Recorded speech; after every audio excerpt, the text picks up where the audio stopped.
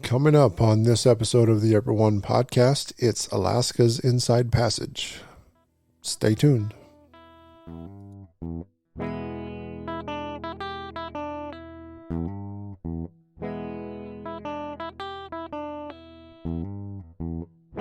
Make this a good intro, Chief. This scene needs all the help it can get. And now, podcasting from the great state of Alaska, this is the Upper One Podcast.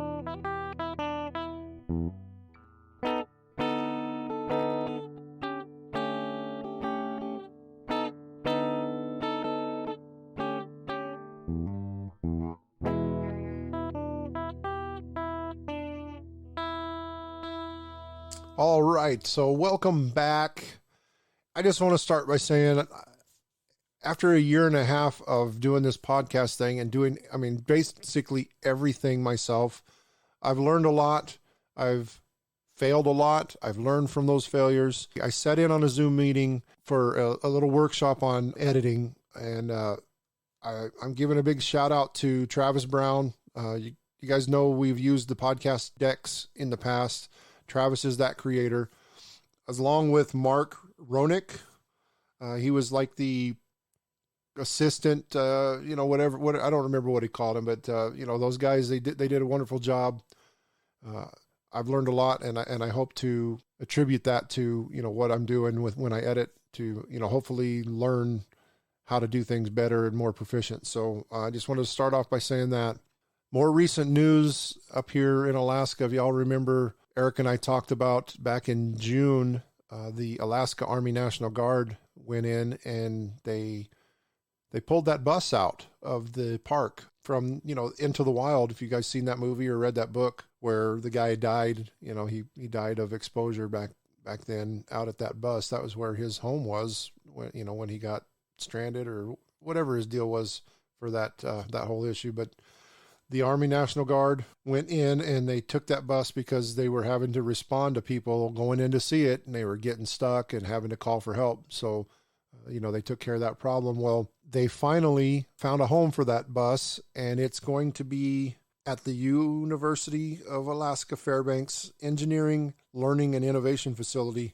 I guess they're doing construction to put it on display, but it arrived at the University of Alaska Fairbanks October 6th. So that's got a home now. Another interesting, cool thing for me is everybody knows we talk about KISS, Eric and I, when we did that. We're big fans. We went and saw my first concert was with Eric in Vegas at the Joint there at the Hard Rock Casino. And I'm going back with my wife the end of January. We're going to Planet Hollywood in Vegas to see KISS as well, for me a second time. Tommy Thayer is the current spaceman. Tommy is originally from Beaverton, Oregon. On October 9th, the Oregon Music Hall of Fame will be inducting him into their Hall of Fame for a second time.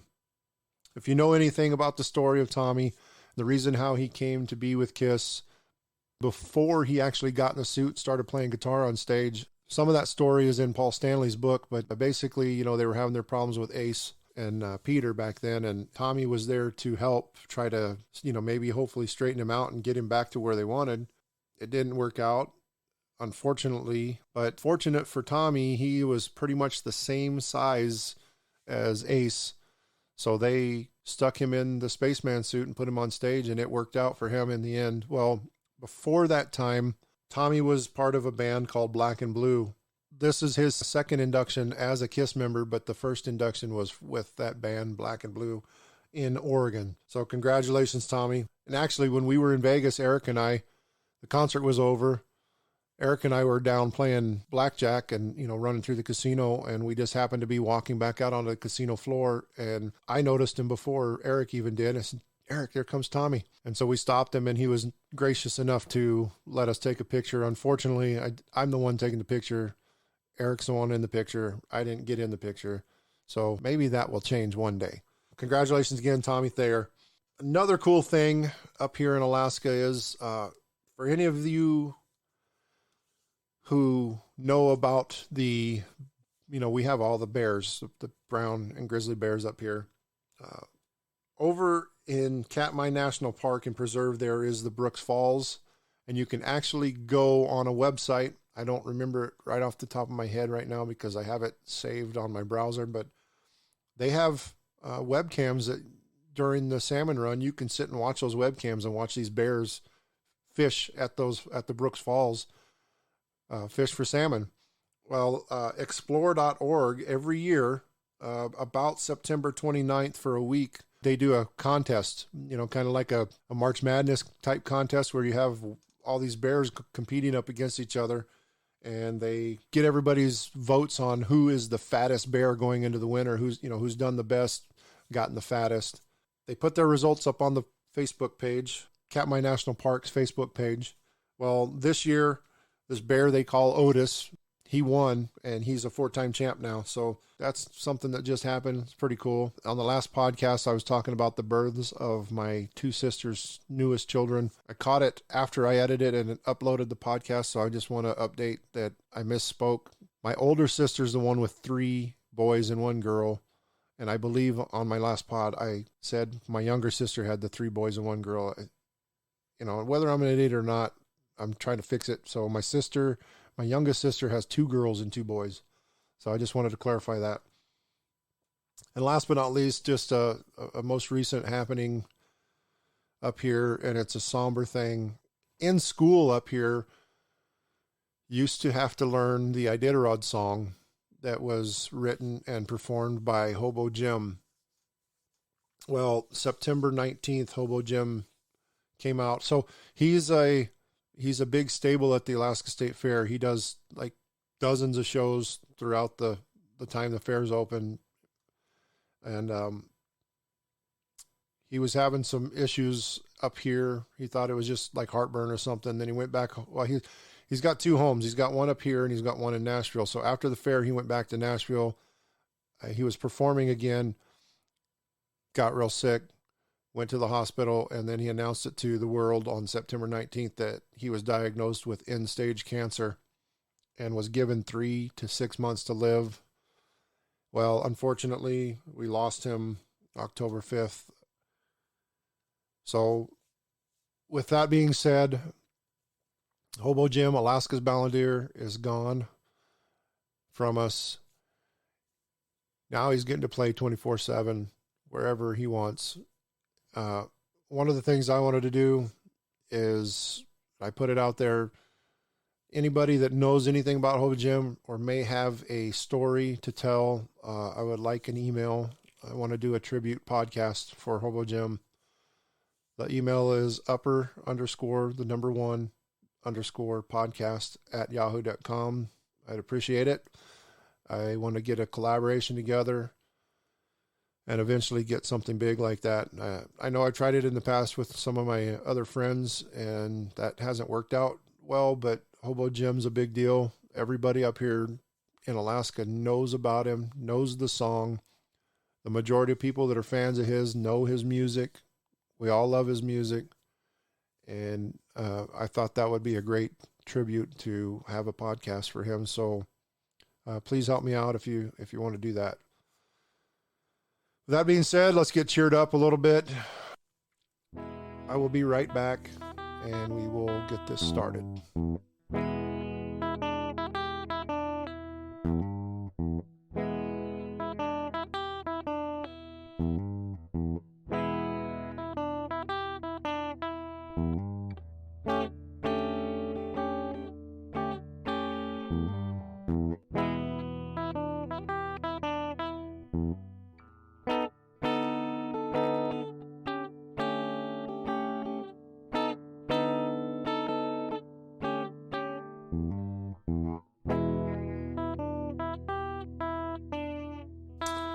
All right, this is the Alaska's Inside Passage, but to be fair, we need to talk about the entire Inside Passage, which starts at Olympia, Washington, the southernmost point of the passage, and the southernmost point of Puget Sound. That runs up out of the Sound and into the straits there between Vancouver Island and mainland, which is where Vancouver is.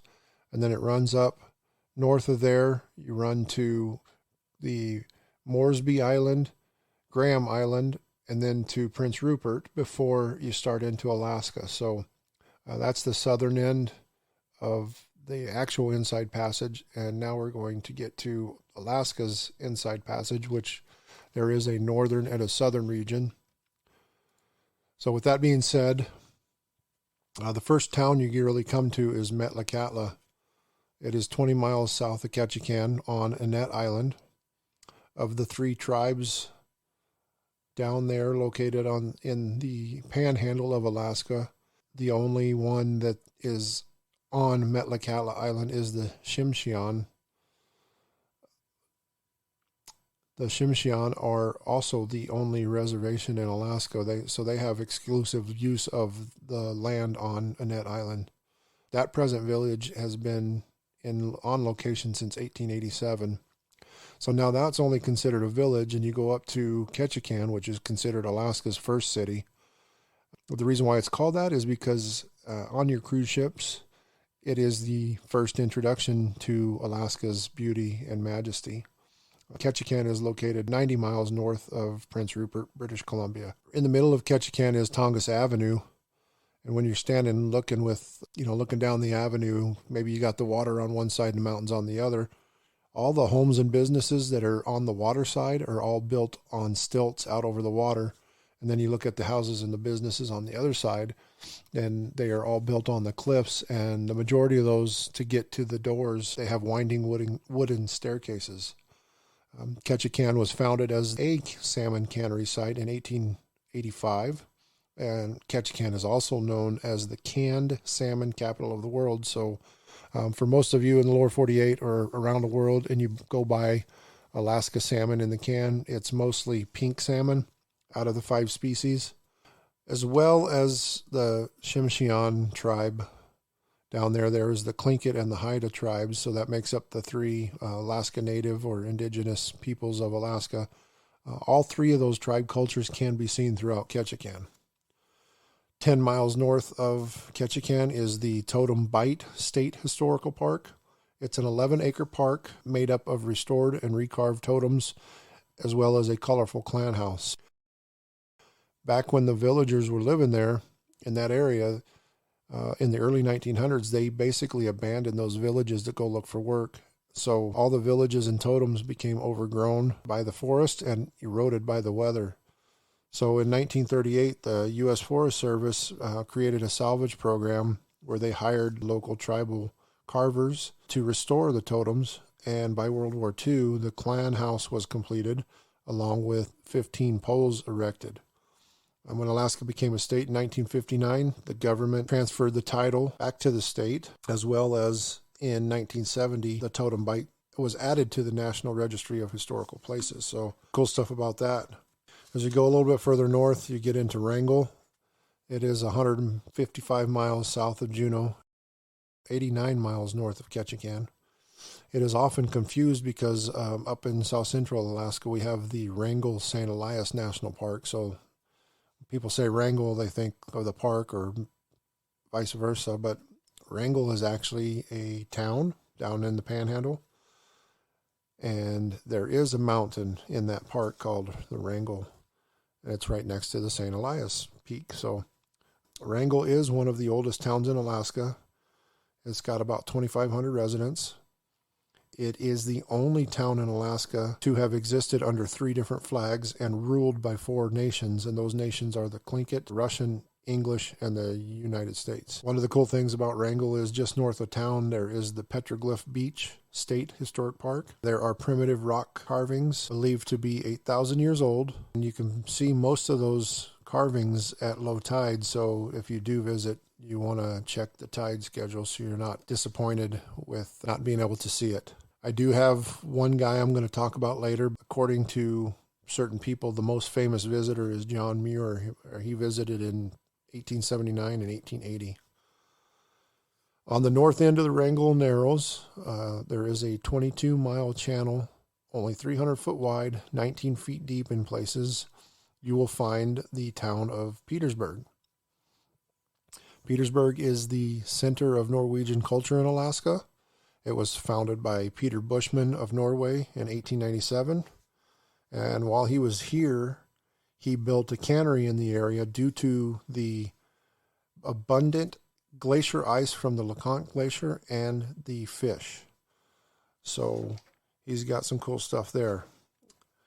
That's it for the southern region of the Alaskan Inside Passage. I will be right back with some interesting facts about the northern region and a few more towns. Stay tuned after the music.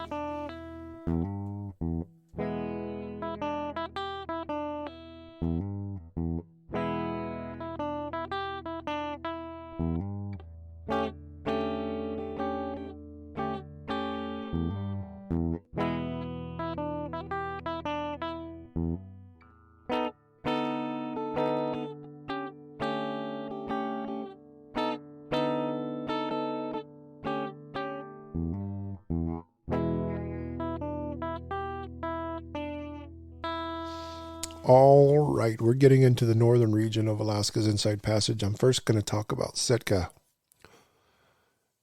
The Russians arrived in Sitka in 1741.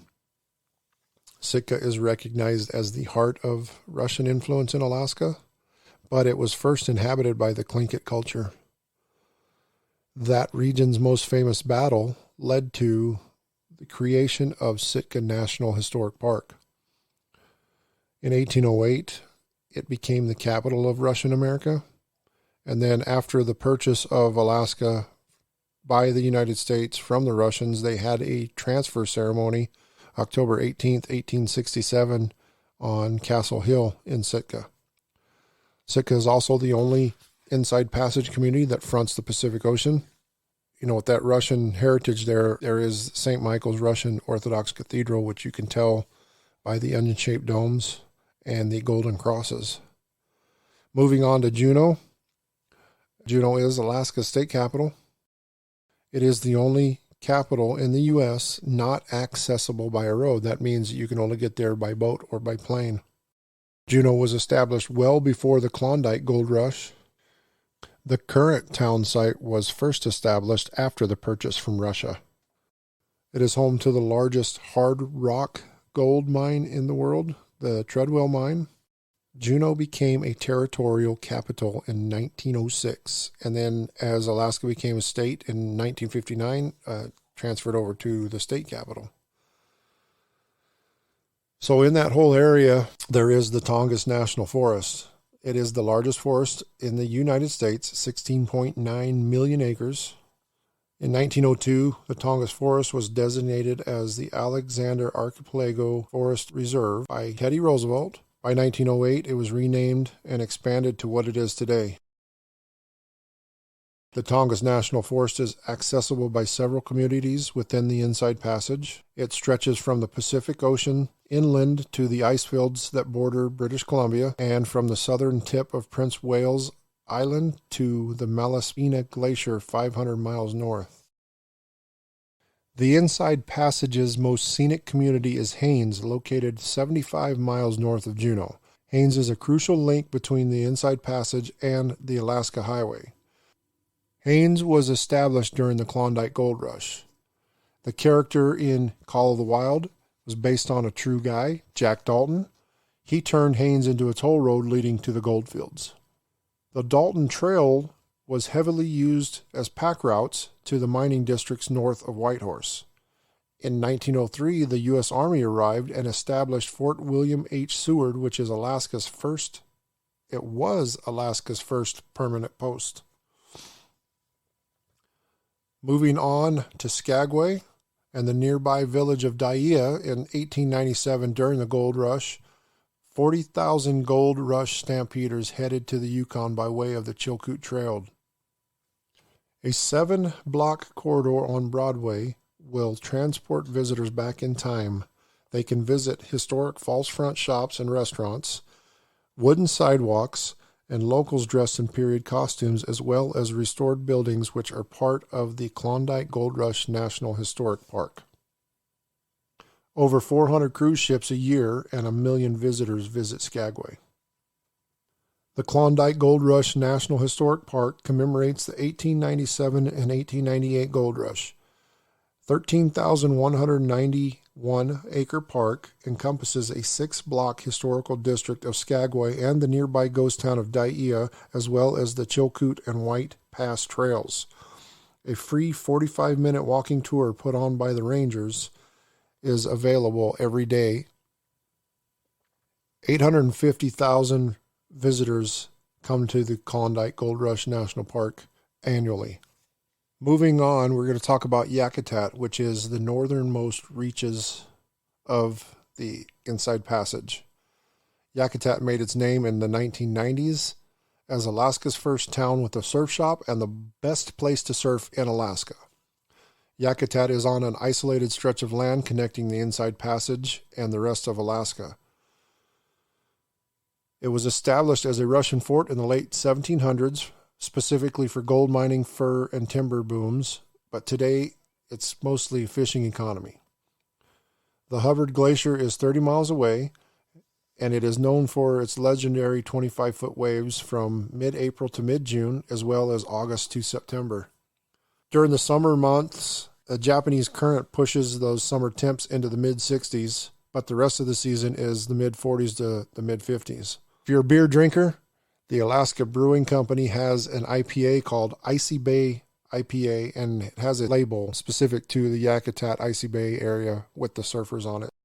And last but not least, portion of the Inside Passage is Glacier Bay National Park and Preserve. It is 3.3 million acres, a must-stop for cruise ships sailing through the Inside Passage. In 1794, a survey crew described Glacier Bay National Park and Preserve as a 5-mile indent in a glacier, stretched as far as the eye can see. In 1879, when John Muir visited, the ice had receded 30 miles, creating an actual bay. In 1925, it was named a monument. By 1980, it was a national park and preserve, with 2.7 million acres designated as wilderness. By 1986, it became a biosphere, and in 1992, it became a World Heritage Site.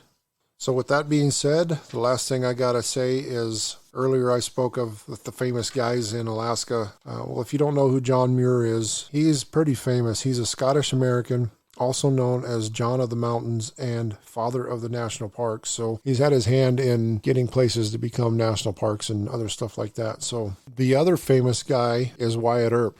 For those of you that know me, know I've done my ancestry stuff. My mom's done it years ago.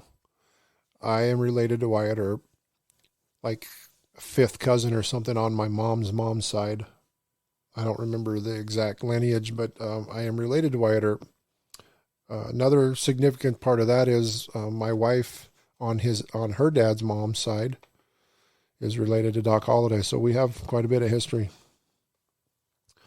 So, Wyatt Earp he was famous for being a lawman in Dodge City, as well as Tombstone, and you all know that story, OK Corral and all that other stuff. Well, at the end of the Kurt Russell movie, he left Tombstone and caught back up with Josephine Marcus in San Francisco. Shortly after that, they departed for Alaska during the gold rush. At one point, he visited Wrangell, and at that time, Wrangell was as lawless and ruthless as Skagway. So at one point, while Wyatt was there, he filled in as a volunteer marshal for about 10 days before he moved on to Nome. So if you know that story, he went to Nome and he bought what became the Dexter Saloon, and he ran that while he was in Nome. But on the way up there, he had stopped in Juneau. There was a place called the Red Dog Saloon, had claimed that while Wyatt was there, he checked in a gun. Checked in a pistol. You can look it up. There's pictures of it. There's like a plaque with Wyatt's gun, but he never checked it back out. So what caught my eye to this story was I was watching one of those National Geographic shows, or one of those ones on TV, Animal Planet or whatever, like Mythbusters, something along those lines. But this story and this show debunked that and said that it was not one of Wyatt Earp's guns. What I remember was Wyatt Earp carried peacemakers, and this gun was not a peacemaker, so there's no official authenticity to the Red Dog Saloon story of it being actually Wyatt Earp's gun. That's my famous stories of, those two guys, and I hope this has been educative and informative on Alaska's Inside Passage. I have never been on a cruise. My wife's trying to get me on a cruise, but I don't think we're going to do that one. I would love to, just because of the beauty. But I hope that for those of you listening that intend on coming up here, I hope that that's something that gives you an idea what to expect if you come up on one of those cruises. Stay tuned after the break, and I will be back to close the show.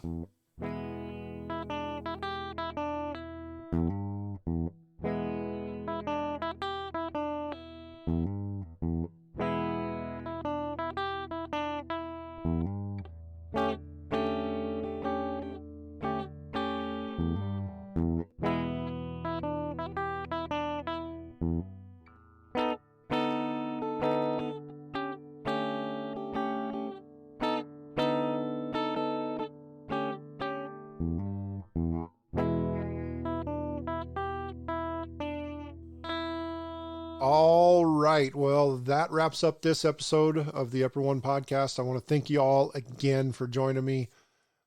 As I said before, word of mouth is your biggest salesman.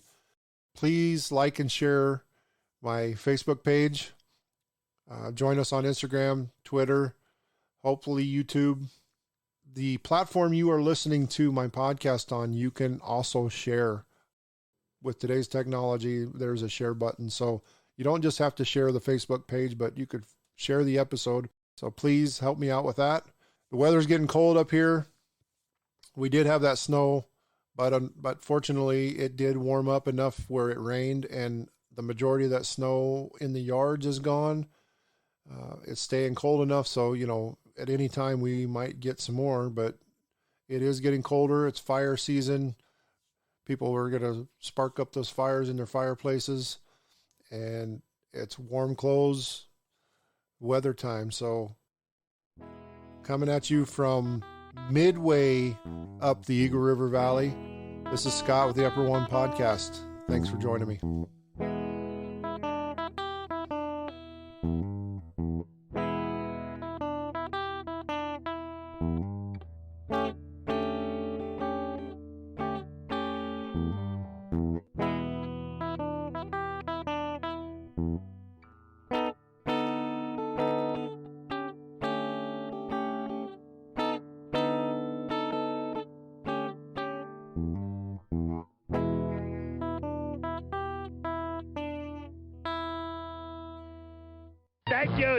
Thank you. Love you. Mwah. Love you.